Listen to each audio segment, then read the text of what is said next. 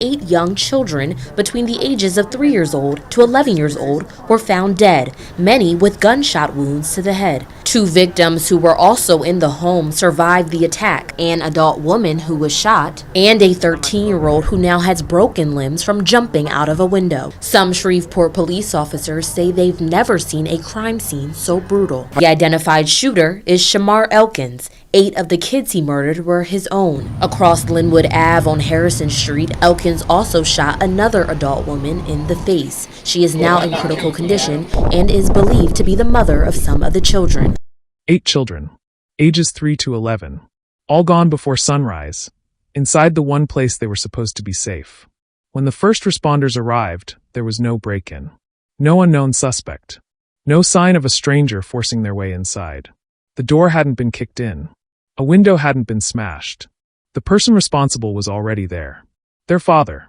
In less than 1 hour, Shamar Elkins dismantled an entire family. And the most disturbing part isn't what he did. It's that the people closest to him never saw it coming. The warning signs were there. And we all missed them. Today, we're going to trace every single one. If you're new here, welcome to Dark Trace Crime Stories. Hit subscribe and turn on notifications, because this is the kind of case that doesn't leave you. Let's get into it. I don't know how to act because I've lost 8 parts of me because I loved each and every one of them like they were my own, and I took care of them like they were my own. This is Troy Brown, the father of one of the children killed in the Shreveport mass shooting by Shamar Elkins, his brother-in-law. Elkins fatally shot 8 children, 7 of them his own, early on Sunday morning. Brown says that his 12-year-old daughter and wife were able to escape by jumping off a roof. He added that Elkins had a history of mental health issues, but that he was still in disbelief about what had happened. I mean, he loved his kids. We would take them to the parks, out to eat, come outside, play with them. He loved his kids. He loved his wife. I just don't know what happened.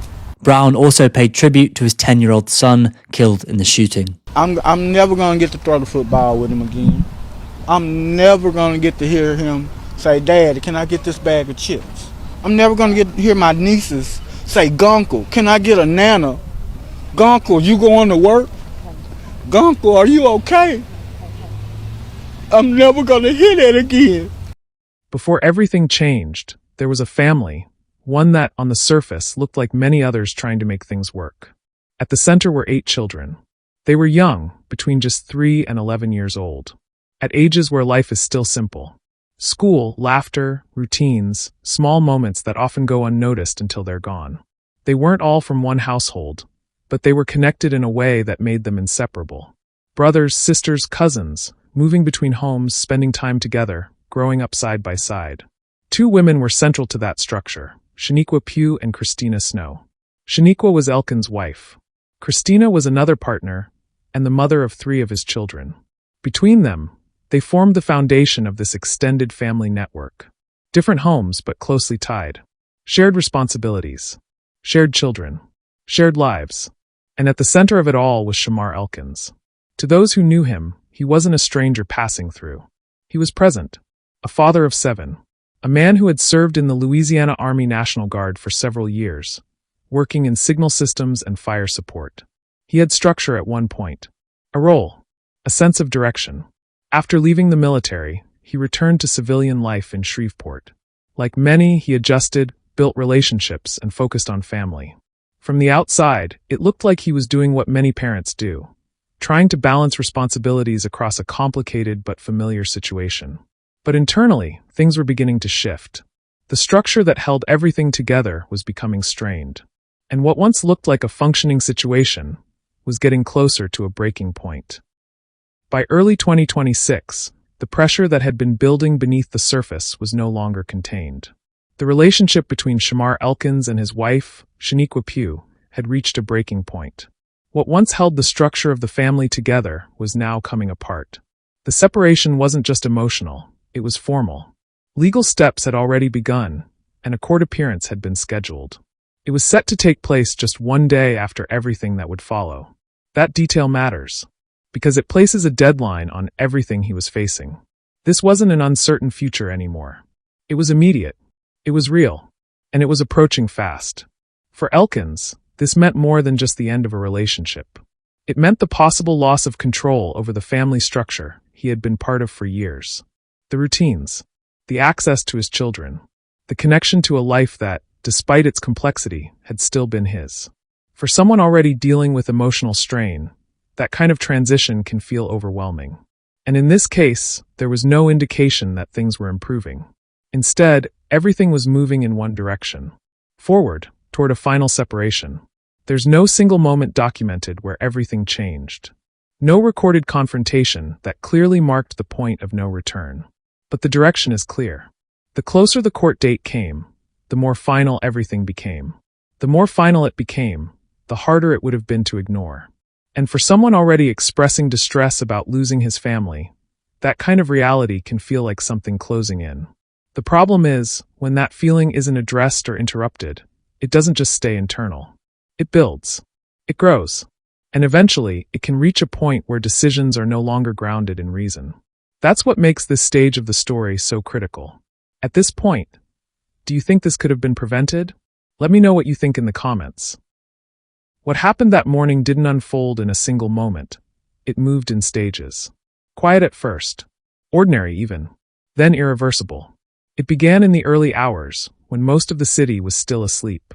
Inside one of the homes tied to Shamar Elkins' family, the first act of violence took place.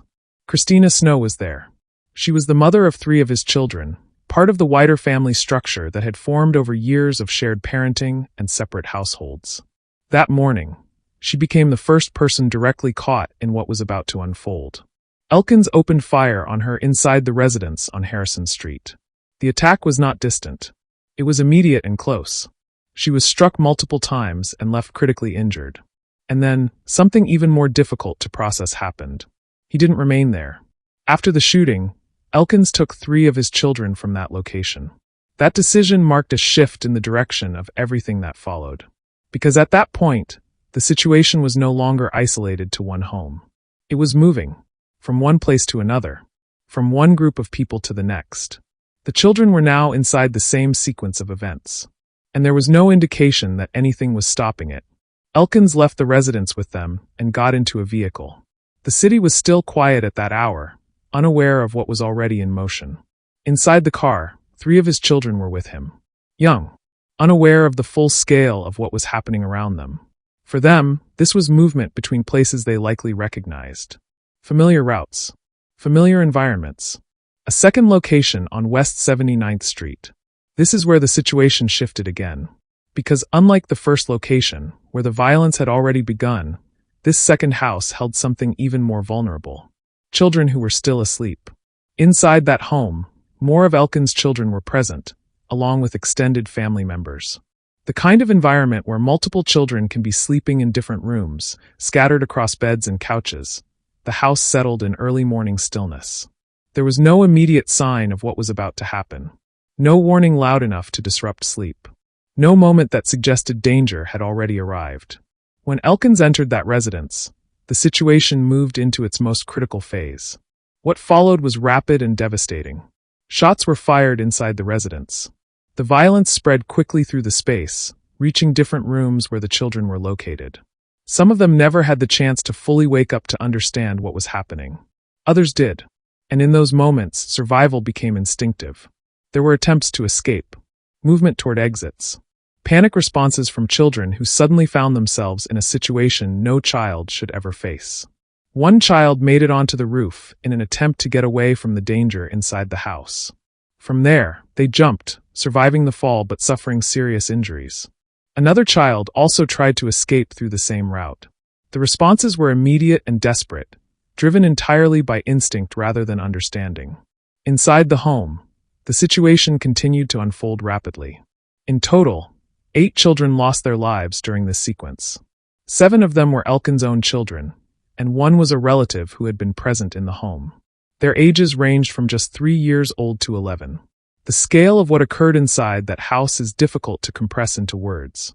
Not because of complexity, but because of how quickly it happened in such a confined space, involving children who were asleep only moments before. There was no gradual escalation inside that second location.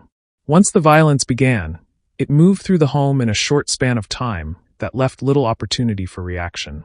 And then, just as quickly as it had escalated, it reached its end point. The immediate aftermath inside the house was marked by confusion, shock, and survival. 2 women were also caught in the attack, Shaniqua Pugh and Christina Snow. Both survived despite serious injuries. One of them managed to make contact for help, which became the first alert that something had happened across both locations. But by the time that information reached authorities, the sequence was already well underway. And inside the second home, the damage had already been done. What stands out most about this phase of the event is not just the violence itself, but how structured the movement was between locations.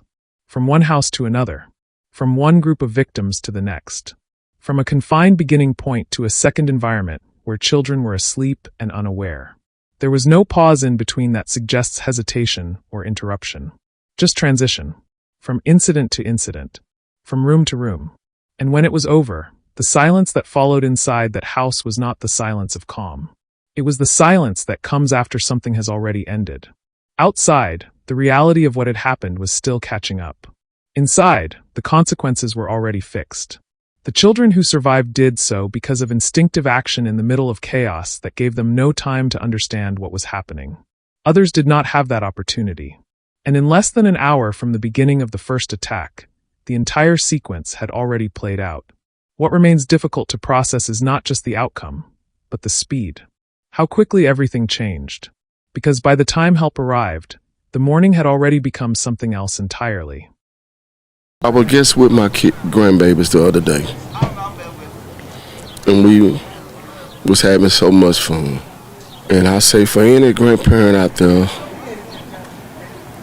be happy. Be happy with your grandkids and have fun with them. I'm just praying that everything will be all right for my daughter. She's in the hospital right now. She's fighting. It's one of those stories that shocks you to the core, especially if you're a parent. Right? How do you slaughter your own children? But what's not shocking, sadly, is the suspect's record and the leniency that came with it. So back on March 18, 2019, Shamar Elkins was charged with 2 felonies, illegal use of a weapon and carrying a firearm in a school zone.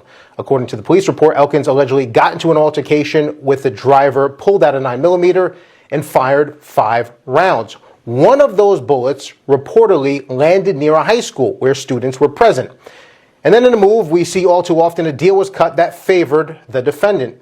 The school gun charge, it was dropped on the condition that Elkins plead guilty to the illegal use of a weapon, which was the lesser of the charges.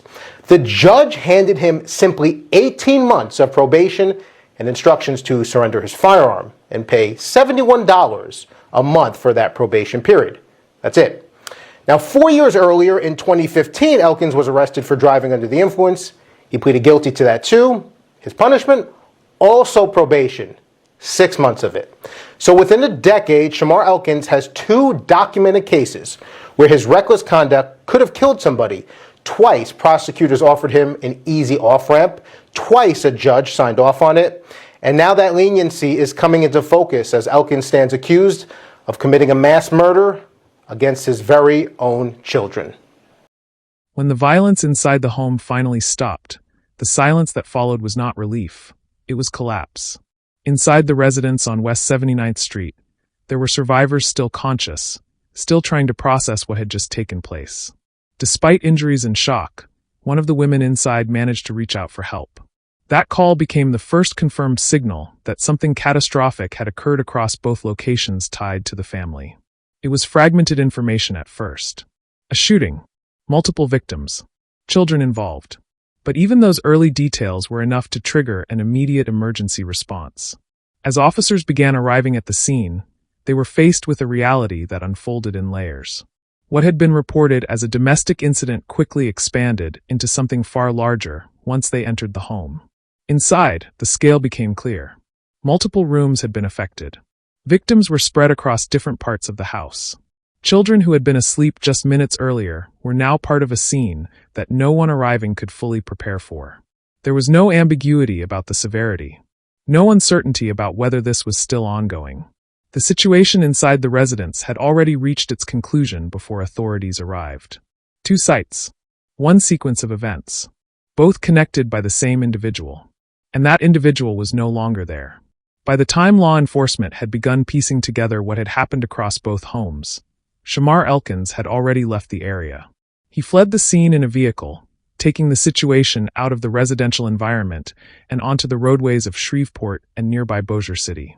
That shift marked a new phase. What had been contained inside homes was now moving through public space. A carjacking was reported during his escape, escalating the urgency of the response. Officers were now not only dealing with the aftermath of a mass casualty event, they were actively tracking a moving suspect. A pursuit began. Vehicles moved through city streets as authorities attempted to locate and stop him before the situation could escalate further. But the timeline was already compressed. The entire sequence of events, from the first shooting to the escape, had unfolded in a matter of hours, and now it was entering its final phase. The pursuit eventually led to a residence connected to a former military associate. It was there that the final confrontation took place. What exactly occurred in those closing moments has been reported with some variation. What is consistent is that Elkins did not survive the encounter. Whether by self-inflicted gunfire or during engagement with responding officers, his life ended at that location. The uncertainty surrounding those final seconds has remained part of the official record. But what is not uncertain is the outcome. The sequence of events that began in the early hours of that morning ended with his death, and with 8 children and 2 women severely impacted by the violence that had unfolded across multiple locations. When authorities secured both scenes, the full scope of what had happened began to settle in.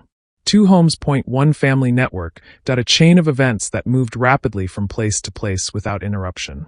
The aftermath was not just about securing a scene, it was about understanding how quickly everything had escalated, and how little time there had been between the first action and the final outcome. What remained across both locations was evidence of a morning that had changed everything in less than an hour, and a community trying to process how something so contained within a family structure could expand outward so quickly, leaving behind devastation that would take far longer to comprehend than the time it took to unfold. In the hours and days that followed, the reality of what had happened in Shreveport began to settle in, but it never fully made sense to those closest to it. A family had been split apart in a single morning. 8 children were gone. 7 of them were Shamar Elkins' own. The survivors were left carrying both physical injuries and emotional shock that would not disappear with time. The 2 women who survived the attack were part of that same family network, now forced to process what had taken place inside their homes and across their lives in a matter of minutes. For the wider community, the scale of loss was difficult to fully absorb. It wasn't just the number of victims, it was their ages. 1-year-old, 3 years old, 4, 5. Children who were still in the earliest stages of life. Children who should have had years ahead of them filled with ordinary days, school mornings, birthdays, and growing up. Instead, their names became part of a tragedy that unfolded in less than an hour. Jayla, Shayla, Kayla, Layla, Markaden, Soraya, Kadarian, Braylon. Each name represents more than a statistic. Each one represents a life that was still unfolding, stopped before it had the chance to fully take shape. And at the center of it all was the person they called father. Shamar Elkins' actions left behind questions that have no simple answers, and a silence that extends far beyond the moment the events ended. What remains is the aftermath. Families trying to understand what led here, a community grappling with the scale of loss, and a story that continues to be discussed not because of its clarity, but because of how difficult it is to comprehend. There is no version of this outcome that feels resolved. No explanation that restores what was lost. Only the reality of what happened, and the lives that were permanently changed because of it. If you've made it this far into the story, I genuinely want to hear your thoughts. What stands out to you most about this case?